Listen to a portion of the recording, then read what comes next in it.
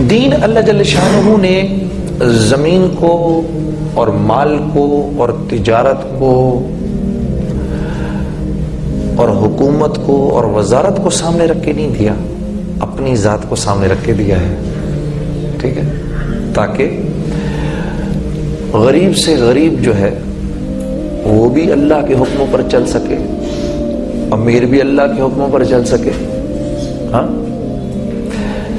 مصروف آدمی یہ نہ کہہ سکے کہ جی میرے پاس وقت نہیں تھا، اللہ کے رسول سے صلی اللہ علیہ وسلم سے زیادہ کوئی مصروف نہیں ہو سکتا، امور خانہ داری میں پھنسا ہوا آدمی یہ نہ کہہ سکے کہ جی میں کیونکہ بیوی بچوں میں پھنسا ہوا تھا میں اس لیے نہیں کر سکا۔ آپ صلی اللہ علیہ وسلم کی تو 9 ازواج مطہرات تھیں، سب کو پورا وقت دیتے تھے، ان کے تمام حقوق پورے کرتے تھے، وہاں پر ان کا ناک نقفے کا بندوبست کرتے تھے، سب کچھ کرتے تھے، اس کے باوجود دین کا کام کرتے تھے۔ حکومت والے کل یہ نہ کہہ سکے بھائی میں حکومت میں پھنسا ہوا تھا میں اس لیے اللہ کے حکموں کو پورا نہیں کر سکا، اللہ کے رسول نے حکومت بھی کر کے دکھائی۔ فوجی یہ نہ کہہ سکے کہ بھائی میں اللہ کے حکموں پر نہیں چل سکتا تھا، اللہ کے رسول نے 19 غزوات کے اندر سپہ سالاری بھی کر کے دکھائی۔ تاجر یہ نہ کہہ سکے کہ بھائی میں نہیں کر سکتا تھا، اللہ کے رسول نے تجارت بھی کر کے دکھائی، اس میں اللہ کے حکموں کو پورا بھی کر کے دکھایا۔ پھر صحابہ کرام نے جن میں کہ جو 10 عشرہ مبشرہ تھے ان میں 9 تو تاجر تھے، جی حضرت عبد الرحمن بن عوف تو تاجر الرحمن کہلایا کرتے تھے، حضرت عمر رضی اللہ تعالیٰ عنہ نے ان کو منع فرمایا تھا تم ادھار کبھی نہ دینا، جی ہم تو وہ حضرت عبد الرحمن بن عوف اتنی دیر کا بھی ادھار نہیں دیتے، اگر کوئی کہتا تھا جی یہ میں لے کے جا رہا ہوں گھر سے پیسے لے کر آ رہا ہوں، وہ کہتے تھے اس کو ادھر ہی چھوڑ کے جاؤ، پہلے پیسے لے کر آؤ پھر اس کو اٹھا کے لے کے جاؤ۔ تو زراعت والوں میں بھی ہے، تو اللہ جل شانہ نے ہر شکل کے اندر اپنے حکموں پر عمل کرنا ہمارے لیے آسان رکھا ہے، اپنے حکموں پر۔ اچھا، اللہ کے حکم کو توڑ کے زندگی گزارنا۔ کل پرسوں میں اسٹوڈیو گیا ہوا تھا کیونکہ میں نعتوں کی نئی البم ریکارڈ کر رہا ہوں، تو وہ جو میرا ریکارڈسٹ تھا اس نے مجھ سے جب میں جانے لگا کہا جنید بھائی آپ سے بڑی ضروری بات کرنی ہے۔ میں نے کہا ہاں بولو۔ کہتے ہیں میں یہ گانے بجانے کا کام چھوڑنا چاہتا ہوں۔ میں نے کہا الحمدللہ الحمدللہ۔ کیوں؟ کہا کہ بس مجھے لگتا ہے یہ کام ٹھیک نہیں۔ میں نے کہا الحمدللہ۔ تو میں نے کہا کہ یہ خیال تمہیں کیسے آیا؟ کہا جب آپ پچھلی دفعہ البم ریکارڈ کر رہے تھے آپ نے بڑی باتیں کی اس طرح کی، میں سوچتا بھی رہا ان کے بارے میں۔ تو کوئی معیار تو ہوگا جنید بھائی جس معیار کی بنیاد پر آپ نے گانا بجانا چھوڑ دیا۔ میں نے کہا یار معیار تو تھا۔ کہنے لگا وہ کیا ہے؟ میں نے کہا بھئی اس وقت تیرے سامنے میں کوئی حدیث تجھے بتاؤں، قرآن سے کچھ تجھے ثابت کروں، یہ کرنے کی کوشش کروں تو وہ میں کر نہیں سکتا کیونکہ میں تو کوئی عالم تو ہوں نہیں، یہ تو کوئی عالم ہی کرے گا۔ میں تو تیرے سامنے موٹی موٹی بات رکھتا ہوں کہ حرام کمانا دراصل مشکل ہے، حلال کمانا آسان ہے۔ کہا یہ کیسے؟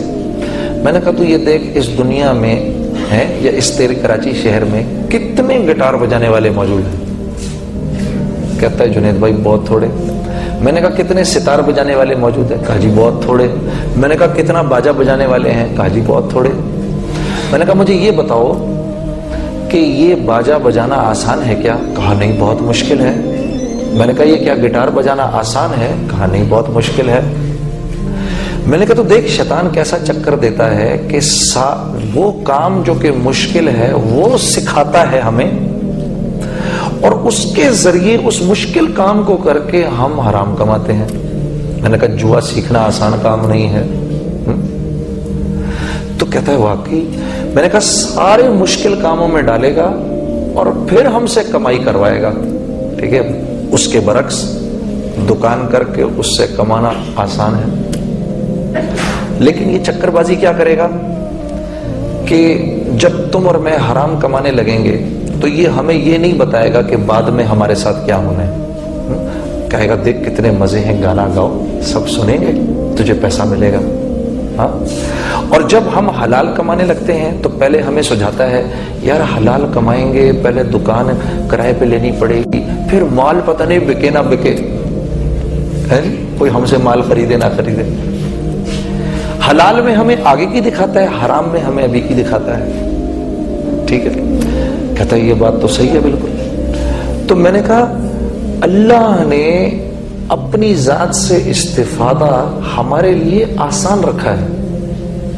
تجارت میں اللہ جل شانہ نے برکت رکھی ہے، سود میں اللہ جل شانہ نے بے برکتی رکھی ہے.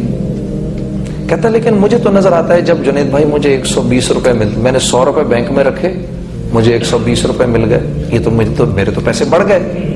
میں نے کہا ہاں پیسے تو بڑھ گئے، آنکھ تو یہی دکھا رہی ہے کہ پیسے بڑھ گئے، لیکن اللہ تیری میری ضرورتیں 140 روپے کی کر دے گا.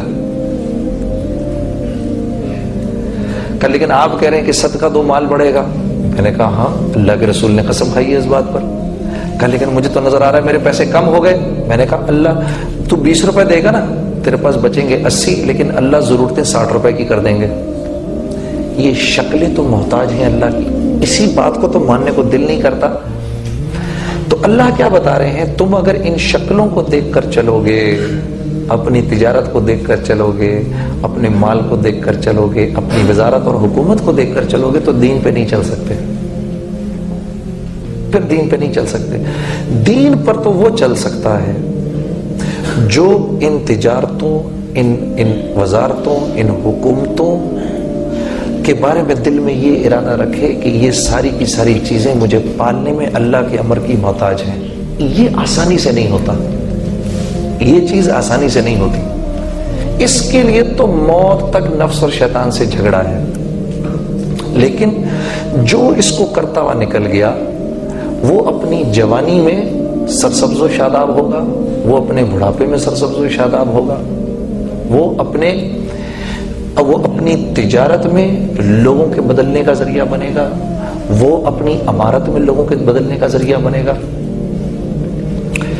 اب یہاں جتنے لوگ بیٹھے ہیں سب یہ کہہ رہے ہیں یار ہم ایک ایسے معاشرے میں رہنا چاہتے ہیں جو معاشرہ ایک سرسبز و شاداب معاشرہ ہو، اس میں سچ ہو، اس میں جھوٹ نہ ہو، اس میں لوگ ایک دوسرے کی عزت کریں، اس میں لوگ آپس میں محبت سے رہیں، اس میں حلال کمائی ہو، اس میں عورتیں پردے میں ہوں، اس میں فلاں فلاں فلاں فلاں. کون نہیں چاہتا؟ سب چاہتے ہیں جی، ہے جی، سب چاہتے ہیں، بالکل سب چاہتے ہیں. استاد یہ چاہتے ہیں کہ طلباء ان کی عزت کریں، کون استاد یہ نہیں چاہتا؟ طلباء یہ چاہتے ہیں استاد ان کو صحیح سبق پڑھائیں، ان کی صحیح تربیت کریں، کون طالب علم یہ نہیں چاہتا؟ تو اللہ جل شانہ نے استاد کی مرضی کی ساری چیزوں کو طلباء کا دین بنا دیا، اور طلباء کی مرضی کی ساری چیزوں کو استاد کا دین بنا دیا. یہ دین ہے، اتنا آسان ہے.